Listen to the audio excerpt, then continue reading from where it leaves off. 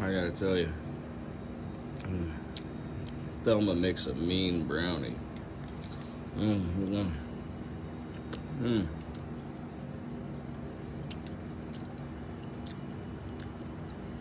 That's good, y'all. Mm. Oh, yeah. All right, good morning. Here we are back at the same location as yesterday. Funny enough, that oven I was working on is right back there. Still waiting on the pilot safety valve for that. But as soon as I left this location yesterday, they called later. It was like 6:30. Oh no, our cooler's down. The man was here, but we didn't know. And this cooler went up to 50 degrees on them. They had to take everything out. This is a catering place. They got 1,000,000 coolers in here, but these are the ones that they actually sell product out of the front. So this is important. But they said it was up to 50 degrees. They emptied it out, unplugged it, let it sit overnight, and they haven't touched it since. And it's at 40 degrees. Set point's 35. So it's been running for, 12 hours or more. Hasn't gotten to the set point. You know what I see up in those coils? Can you get a shot of it? You see back there that frost.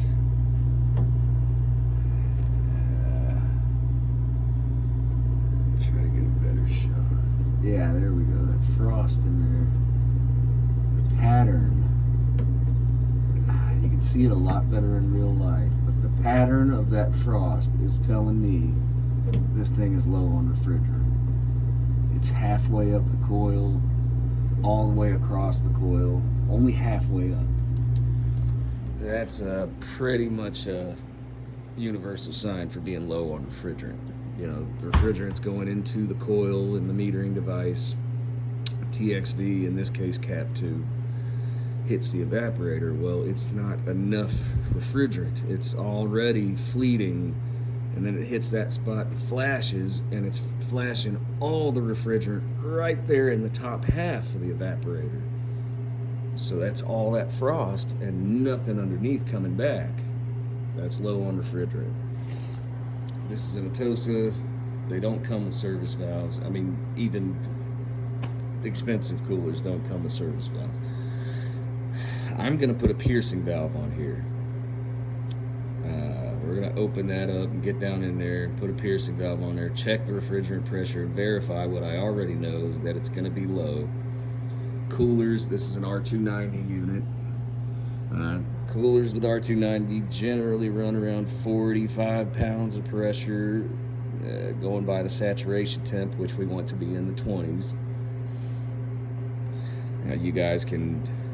I know there's know-it-alls out there. There's a lot of them, so many of them. I know what I'm about to talk about is going to bring know-it-alls out of the woodwork.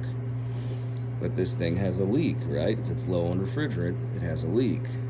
What we like to do, gas it up and go, not a total gas and go. We wait, we document this, find out.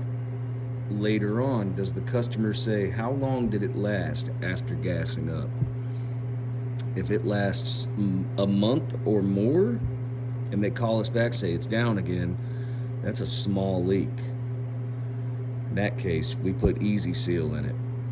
Easy Seal takes care of those small leaks for good. We never hear anything back about it. It works. The stuff works. I stand by it. If I gas it up and they call us back in a day or two, or within a week, they say it's down again, then we know we got a major leak. I'm not going to sit here all day today looking around for a leak. They need this cooler running. They got to sell product out of it. I've got more jobs to do today. So we're going to do a gas and go, but we're not just going to forget about it. We're going to document this, and however long it takes for them to call us back on this cooler is going to decide whether I end up coming back to look for a leak or I come back to inject some Easy Seal into this system.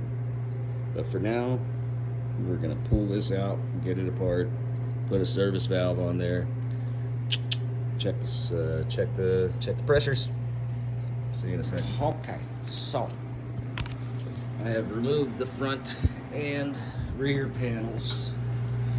Normally, to access a condensing unit and reach in, see how this tubing has been coiled in such a way, you push it out the front, you pull it out the front. But in this particular one, they got this kind of baffle, this shroud that they put in here around the coil. You have to get that out. You have to pull the controller box off. Then you can pull this out. I've done it, you know, it's not a huge deal. Oh yeah, what's this in my hand? A little pocket vac? That's pretty cool. It's got a brush attachment. It just sucks the dust right off of there. It's nice. It's not all I'm gonna do either. It's pretty easy to get in there and get the dust out. Did I show you this? Nice little pocket vacuum. And if you put the attachment on this side, it can blow air. But yeah, I use that to clean coils a lot these days and what have you. Yeah, I got it at Home Depot. I walked in there and I just seen them. They had them just sitting out by the front door. I thought, yeah, that's pretty good. I can clean whatever. Ovens and stuff, I get in there and get little bits. Yeah, it's pretty nice, and it charges with a Type-C charger. It's got a little filter in there. It comes with 2 filters, so you can take this one out and clean it, and while you're letting it dry, you can replace it with the other one. It's called Pocket Vac. Yeah, I got it at Home Depot. It's pretty nice. I think it was $20. And I'm gonna spray some coil cleaner on there too. But check this out, Thelma. I just noticed we have added refrigerant to this in the past because there is a piercing valve on there. Yeah. What I was talking about. Yeah. So well, they have. This is the oldest one that I have. Well, so that tells us. I was telling you that what we were gonna do is charge it and then wait and see how long it lasts. Well, we've already done that, and it lasted a while. I'm guessing it must have been. Yeah, it's been a while. So I'm gonna put the Easy Seal in there and charge it up, and we should be good. Okay. Here's you some brownies. Oh, thank you. Look at that. Kind of fell apart on me. I was taking them out. So. Perks of the job here. Yeah. Thank you, Thelma. Oh yeah. All right. So like I said, I got that dust. I hit it with the vacuum. I'm gonna hit it with a little bit of coil cleaner too. Where did I put? Where did I? There it is. Boom. A little bit of New Blast. It used to be Cal Blast, and they stopped selling Cal Blast. It's the same company, New Cal gone. They stopped doing the Cal Blast, but it's essentially the same thing. It's coil cleaner. This stuff is strong too. I don't. When I spray it on, I sit to the side. I don't sit directly in front of it, because if I used to sit here like this, cross-legged, crisscross applesauce, and I'd spray away, and then my boys would tingle, and it's weird. It's a weird thing. So there's something about this stuff. I'm wondering if that's why they stopped making the Cal Blast, and looking for that bad word. So yeah, may cause cancer. Be careful with this stuff. Everything. Isn't it though? But I know this stuff is strong. So I set off to the side and mask up. But it works. It also, the instructions tell you not to spray it on while the thing is running. And you really shouldn't. I'm doing it because I'm a professional. But, while it's running, you can hit the fan, and, it is liquid that you're spraying on there, so can cause issues. But I'm just getting that pesky little specks of dust. I think we'll be good here. Gonna have a nice, shiny, clean condenser coil. Well, might as well finish off the can.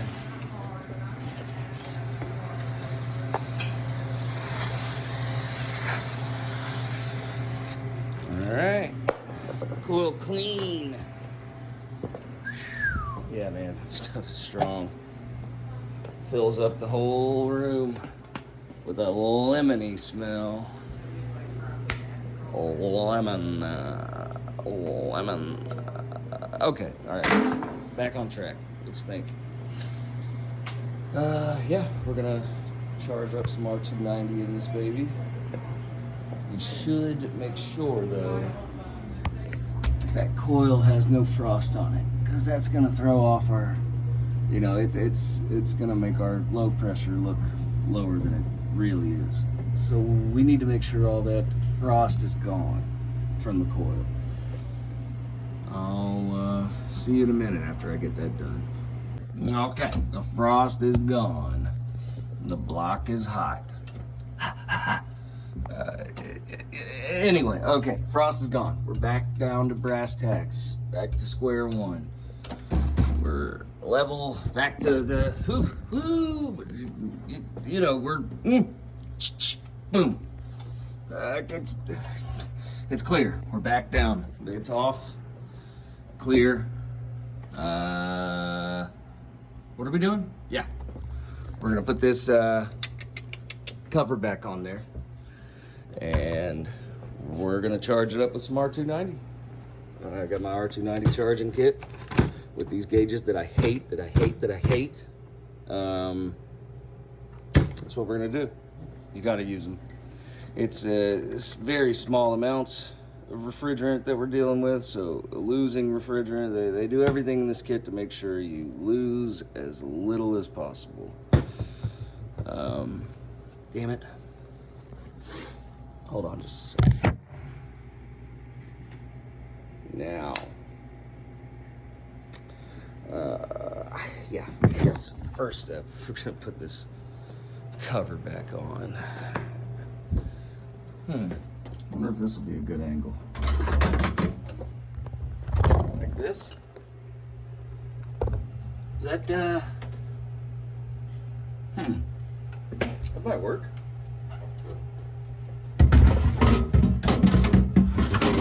Put one screw. Oh, quit moving on me. This, you can't lock the wheels, the casters on this thing. None of them have any locks. They just have these feet that you're supposed to screw down to the floor after you get it in position. That's how you lock it in place. But the actual casters do not have any locks. So I'm in here messing with screws and stuff. The damn thing keeps sliding around on me. All right, one screw. 7 to go. Maybe 6. Oh. Please top me way up in there.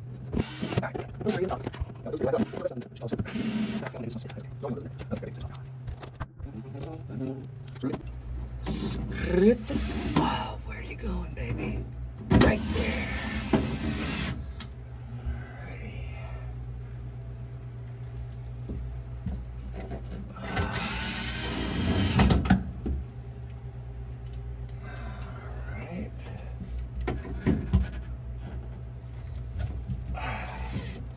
Oh, baby. All right, didn't lose her, but I lost that one. I didn't lose the original screw, but I did just drop the one that was in my hand. This is okay. Oh, baby. What did you do? There. Dadgummit, y'all. Alright, so one here, one there. Try to find that missing screw. Where'd she go? Where'd she go? This is a tough one, boys. Look at that. Oh, God. She's just barely holding. All right. If I was a screw, where would I go? I would hang out by the Sprite, of course. Right? The screw gets me. There we have it. Sorry to blind you for a moment. All right, one final screw in its place. Bo diddly. All right, boys and girls.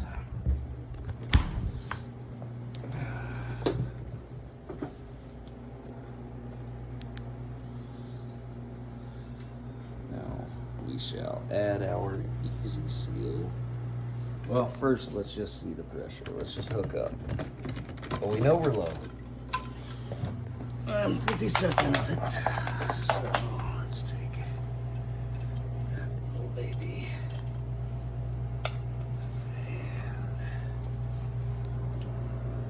And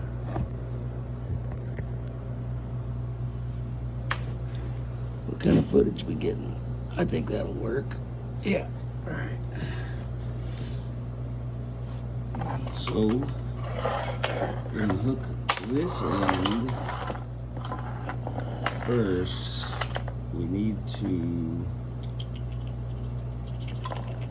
We're gonna do the easy seal. I don't have it. I gotta go get it. Now we're into the system. We should be ready. Now the compressor's running.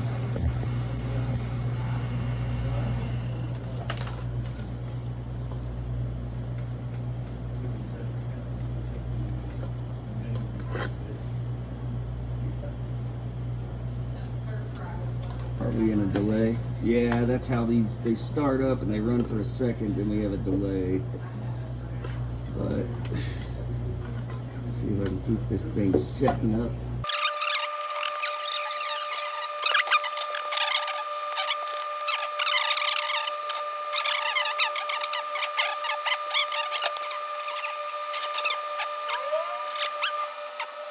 Yeah.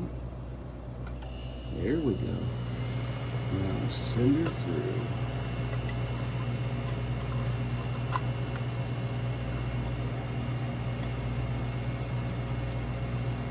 There we go. Now she's going in. All right. Now shut off the manifold. Remember to close your piercing valve.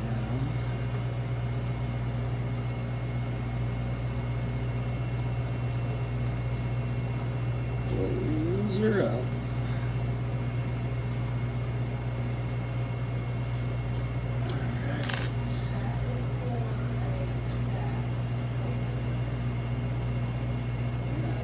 Off of there. Now the easy seal is. So now, got the easy seal in there. She's running. Hook back up. I'm assuming we'll probably have to add some more.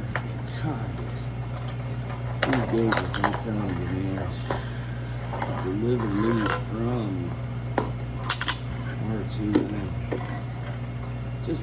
They just need to come up with something better. If you guys know of something better, please put it in the comments. Because I cannot stand this kit. It is no fun.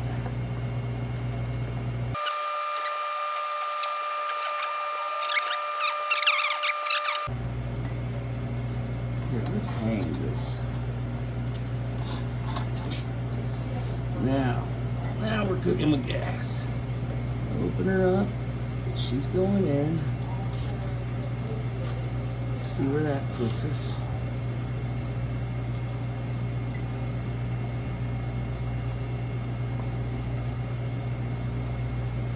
£20.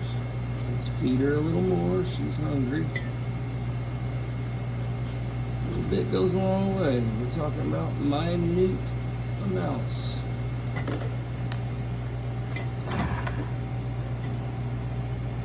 Stay, just stay, baby. Just stay. Come on.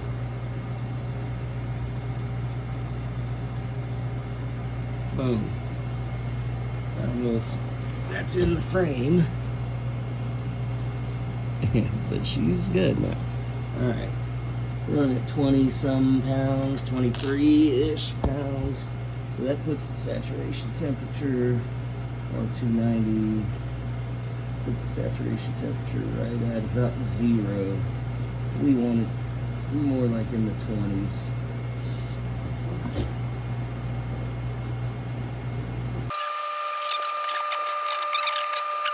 Slowly but surely, we're getting there. How's these lines feel? There's our cap tube. Feels good. Of course, these gloves hinder my temperature sensing skills, but yeah, no, it feels about the same on either side. What just happened? Why did we stop? Go into defrost. Oh yeah, that's right. I set it to 41 earlier. I'll change that. Set it back down to 35. Boom. I didn't get that on camera, but yeah, earlier I set it to 41. That's the highest that you can set it to, just so that it would shut the condensing unit off, and the fan would continue to run up top. I was just trying to defrost it. So that's why it just went off. It was satisfied. It went off on thermostat because it reached 40 degrees. Which I don't know how that happened so quick. I just looked at it like a minute before that and it was at 54. Strange.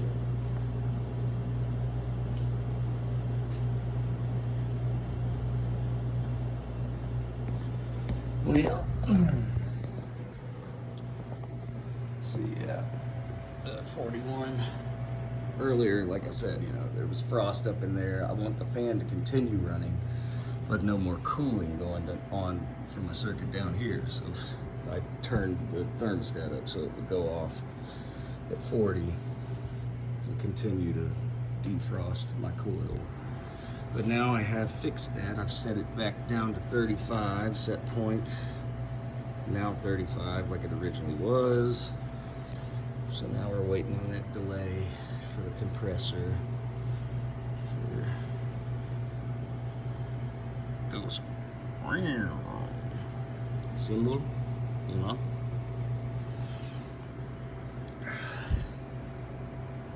Five dang minutes. I'm sure there's got to be some way to bypass that delay. It's a certain combination of buttons or something, but I don't know. So we were about 30 pounds. I said, now it's not running, so we are up in the retard. But yeah, we were reading last, when it was running, we were about here.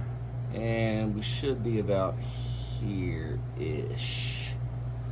Pretty sure these Tosas run some pretty cold coils, so you might not be looking for 20 degrees saturation temp. It could be lower, but see, that's the thing. So our R290 scale here, that's this middle ring, the red one, that's our saturation temperature. Outside, you know, our pressure regardless. So your pressure is going to line up with a saturation temperature, depending on, you know, if it's R290 or what, 600A. We don't ever use that, but R290 we're using all the time. So that's its saturation temperature scale. So saturation temperature is the coil, the evaporator coil temperature. And if you want your box running in the 30s, generally you want your evaporator coil to be running in the 20s, low 20s, somewhere like that, mid 20s. And so when we look at our red ring here, there's 0. So these are our negative temperatures. These are positive. So up here, 20s, mid 20s, about here, about 25-ish, lines up with 45 pounds of pressure. So that's about what we're looking for.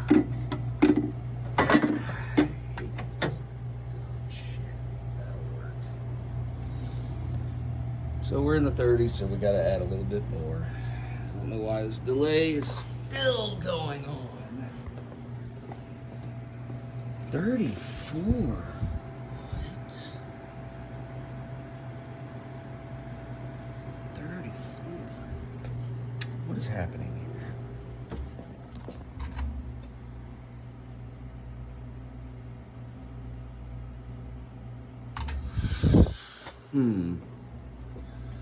You know, I took that cover off and I put it back on. I wonder if there's a probe issue. The thing's reading 34.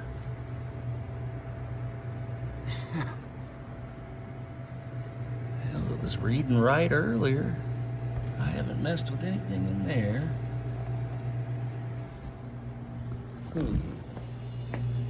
Did she just come back on? Yeah, at 35.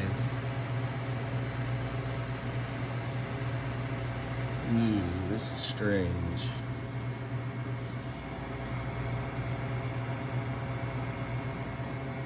Is that what it thinks the temperature is? And that's the set point, too.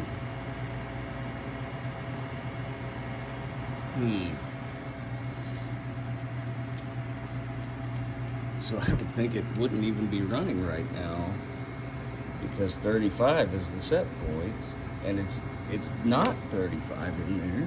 We have another thermometer in there. It's in the 40s. Well, anyway, since it's running, let's try to get our pressure where it should be. I know that probe, temperature probe, may be off. I don't know, something ain't right about that. But anyway, we know we want our pressure to be at a certain place. So while the compressor's still running, let's hit that mark. We're getting there.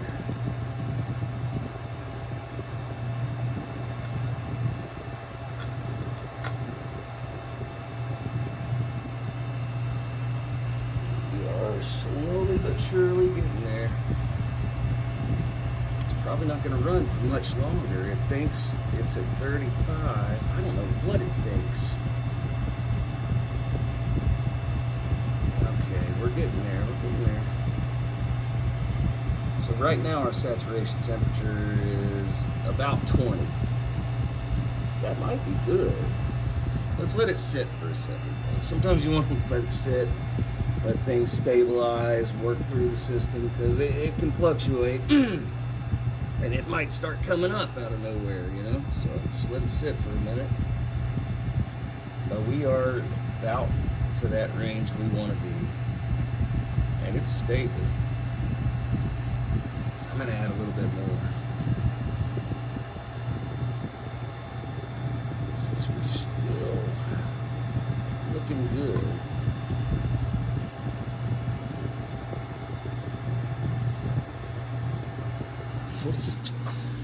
What's the display say now? This is weird, man.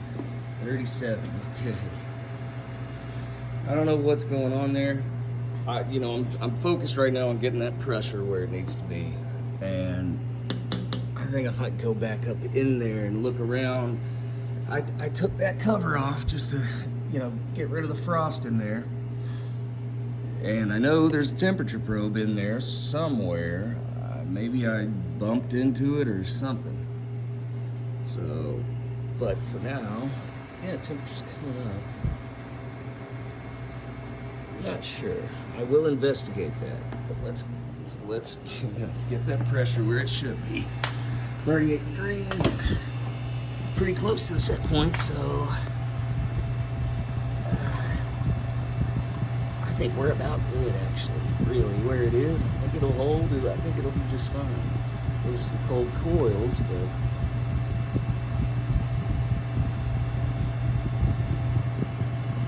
I mean, let's get the saturation temp. Let's at least get it above 20.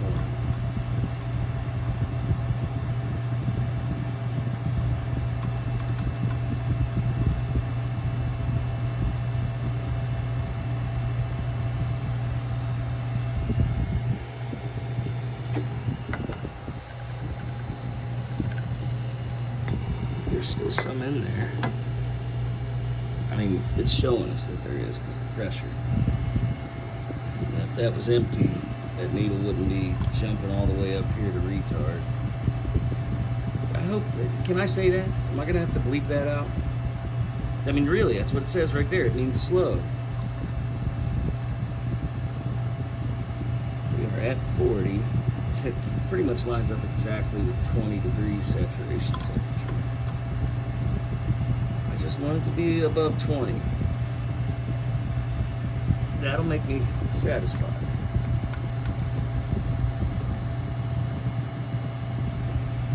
We are now above 20. Just a sliver. Let's do one more. I'm going to let her open. We're about 5, 4, 3. Alright, that's enough.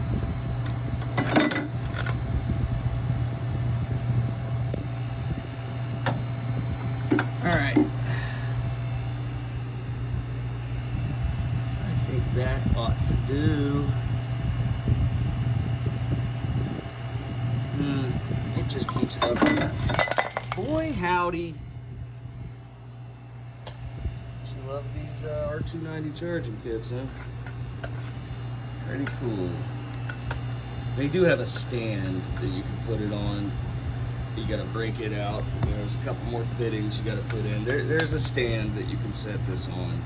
Makes it slightly easier, but oh damn! Okay, good. Yeah, I am now out. I was like, oh, I was just letting that go. Well, yeah, doesn't matter because I'm out anyway. This can is done. I think we're good. I'm gonna let it eat. And I'm gonna look back up inside that evaporator and see if something's weird about the temperature probe. I'm just gonna watch it a little while. Stand by. All right, the plot thickens. Something weird is going on here. While I was back there, remember, temperature was up and then down and up and then down. I was gonna check in there for the temperature probe. I saw it without taking the cover off. I know, and I've seen these before. It goes in a little thing. There's a little plastic housing that it's shoved into that's mounted up in the top, up in the right, up in that area. I never touched it. I never messed with that probe, but something ain't right. So now it's reading 42. I had the door open for a long time. It got down to 35, which is the set point, and condensing unit shut off, and then it got down to 33, and it sat there for the longest time. It didn't come up until I started opening the door and messing with things, but looking at the thermometer inside, this is showing close to 60. That says 42. Something ain't right. And I didn't mess with the controller. I didn't mess with the temperature probe. All I did was add refrigerant.